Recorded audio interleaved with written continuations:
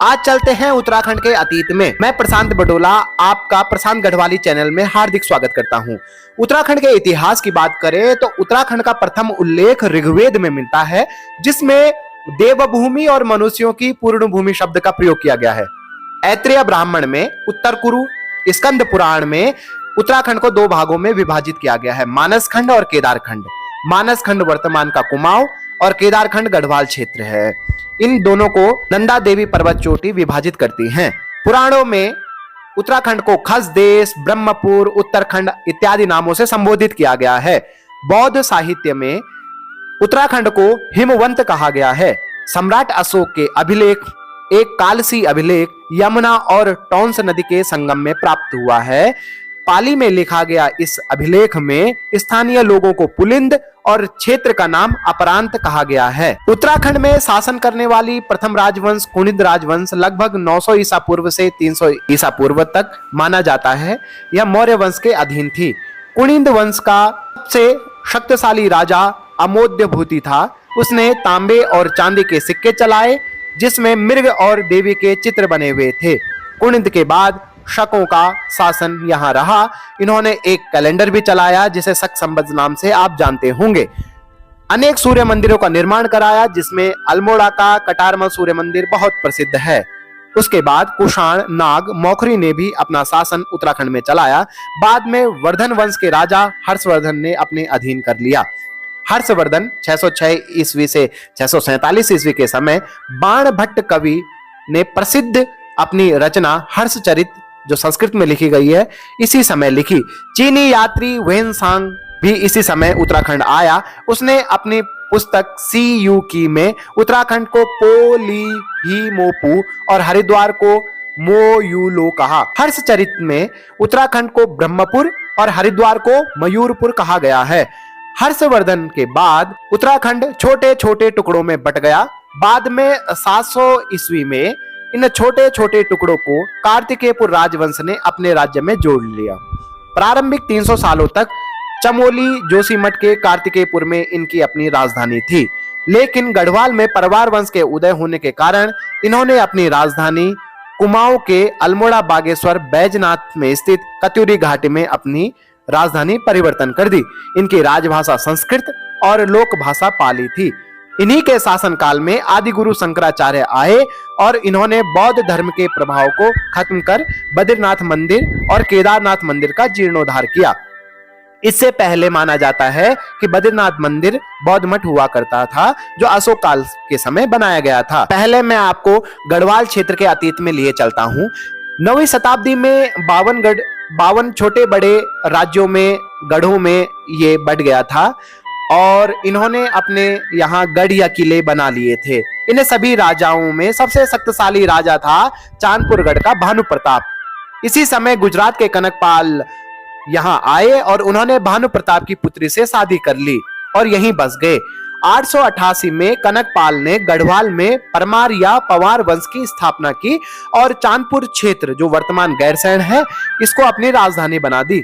परमार वंश के 37वें शासक अजय पाल ने 1515 में बाकी सभी गढ़ों को जीतकर एक नया गढ़ बनाया, जिसे पूरा गढ़वाल कहा गया। अजय पाल ने अपनी राजधानी चांदपुरगढ़ से शिफ्ट करके देवलगढ़ कर दी और बाद में श्रीनगर परिवर्तन कर दी। इस वंश के शासक बलभद्र ने लोधी वंश के शासक बहलो लोधी से शाह की उपाधि प्रदान की थी। तभी से परमार वंश ने अपने नाम के पीछे शाह लगाना शुरू कर दिया। परमार वंश के इतिहास में एक अनोखी घटना का वर्णन है। 1636 में महीपति शाह की मृत्यु के बाद उनका बेटा पृथ्वीपति शाह गद्दी में बैठा। चूंकि वह अभी बहुत छोटा था, इसलिए उसके संरक्षक रानी कर्णावती को बनाया। इसी बीच मुगल साम्राज्य शाहजहां के सेनापति ने गढ़वाल के दून घाटी में आक्रमण कर दिया। रानी कर्णावती ने अपनी समझदारी से यह आक्रमण नाकाम तो किया ही, साथ में मुगल सैनिकों को बंदी बना लिया और उनके नाक कटवा दी गई। तब से रानी कर्णावती नक कटी रानी के साथ प्रसिद्ध हो गई। गोरखाओं का आक्रमण 1791 में गढ़वाल क्षेत्र में भी हुआ, पर यह कामयाब नहीं हो पाए। लेकिन कुछ समय बाद 1803 में जब गढ़वाल में भयंकर भूकंप आया तो गढ़वाल कमजोर हो गया और इसी का फायदा उठाकर गोरखाओं ने गढ़वाल के कुछ हिस्से पर अपना अधिकार जमा लिया। तत्कालीन गढ़वाल के राजा प्रद्युम्न शाह ने 14 मई को देहरादून में खुड़बुड़ा मैदान में गोरखाओं के साथ युद्ध किया। उनकी मृत्यु हो गई और इस युद्ध के बाद लगभग गढ़वाल का आधे से ज्यादा क्षेत्र गोरखाओं के अधिकार में आ गया। प्रद्युम्न शाह के पुत्र सुदर्शन शाह ने अंग्रेज गवर्नर लॉर्ड हेस्टिंग्स से मदद मांगी और उन्होंने मदद की भी। 1814 में अंग्रेजों की सेना गोरखाओं के खिलाफ युद्ध में निकल पड़ी और उन्होंने गोरखाओं से गढ़वाल को स्वतंत्र कर दिया। अंग्रेजों ने 7 लाख युद्ध का कर्ज न चुकाने पर गढ़वाल के पूर्वी हिस्से पर अपना कब्जा कर लिया। मजबूरी में सुदर्शन शाह ने अपनी राजधानी श्रीनगर से टिहरी स्थापित कर दी।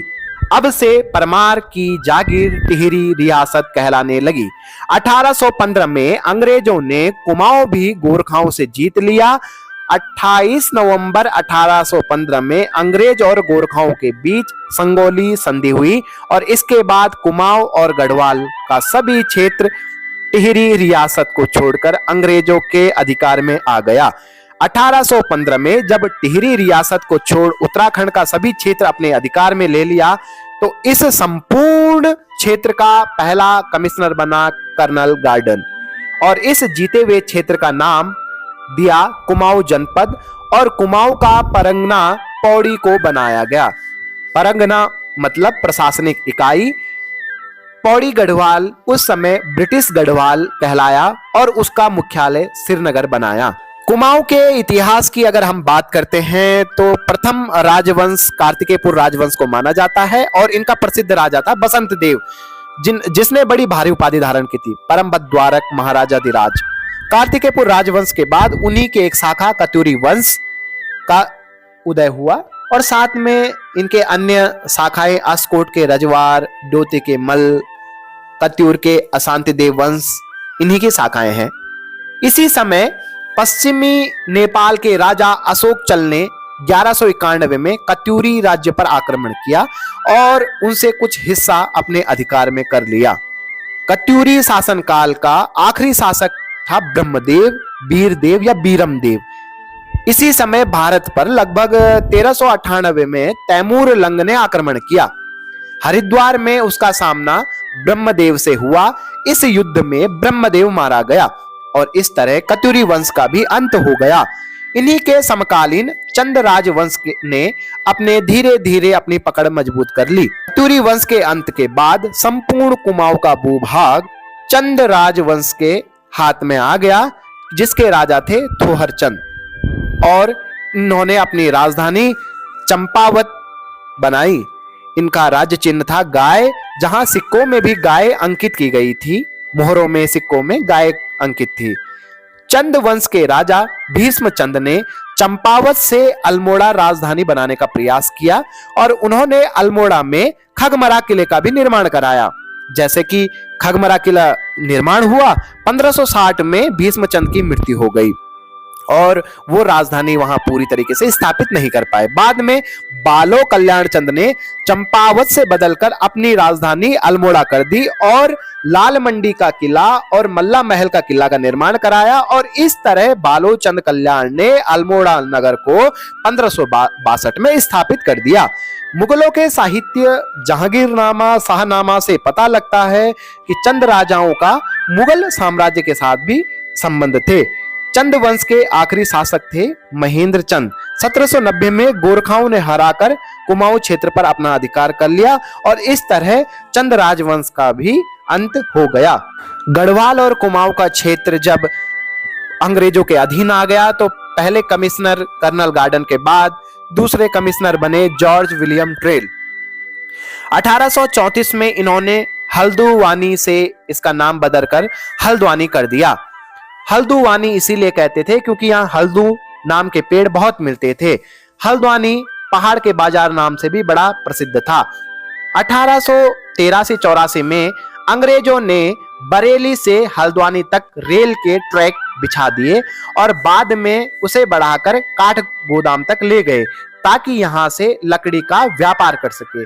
काठ गोदाम में अच्छी प्रकार की लकड़ियां मिलती थी, इसीलिए उसका नाम काठ गोदाम था।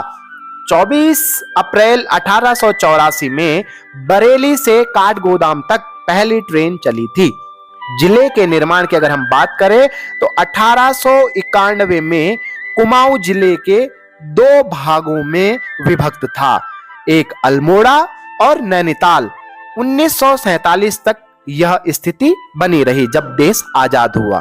भारत आजाद होने के बाद अल्मोड़ा, नैनीताल और पौड़ी भारतीय गणतंत्र का हिस्सा बन गए, किंतु तत्कालीन टिहरी रियासत के 60वें राजा मानवेंद्र शाह ने शुरुआती समय में भारत में मिलने से इनकार कर दिया, लेकिन जनता के आंदोलन के कारण राजा को अपना फैसला बदलना पड़ा और 1 अगस्त 1949 को टिहरी रियासत टिहरी जिले यानी भारतीय संघ में मिल गई और यूपी का एक हिस्सा बन गई।